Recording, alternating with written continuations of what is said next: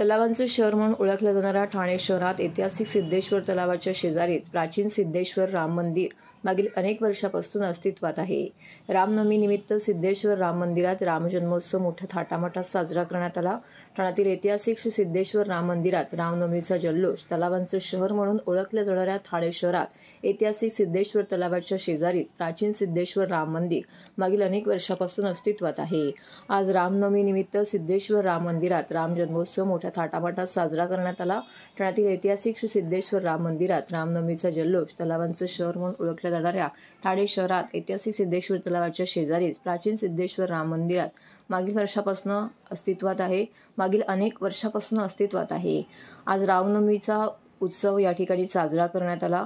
यावेळी रामजन्मोत्सव मोठ्या थाटामाटात विधिवत पूजा करून येथे साजरा करण्यात आला। दरम्यान कीर्तनाच्या माध्यमातून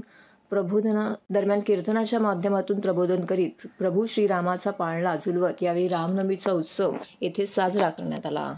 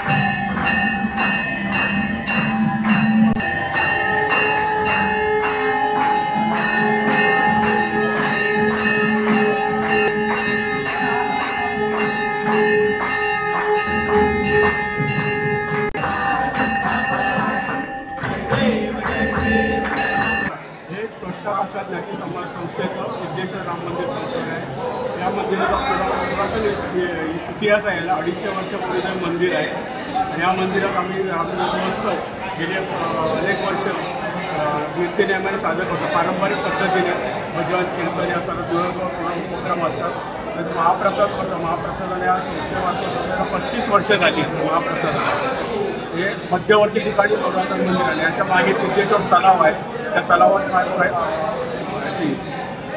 ब्रह्माची मूर्ती मिळाली जी 18व्या शतकात ब्रह्माची मूर्ती मिळालेली आहे। ते आमचं संस्थेतर्फे दरवर्षी रामनवमी उत्सव साजरा होत असतो। धन्यवाद।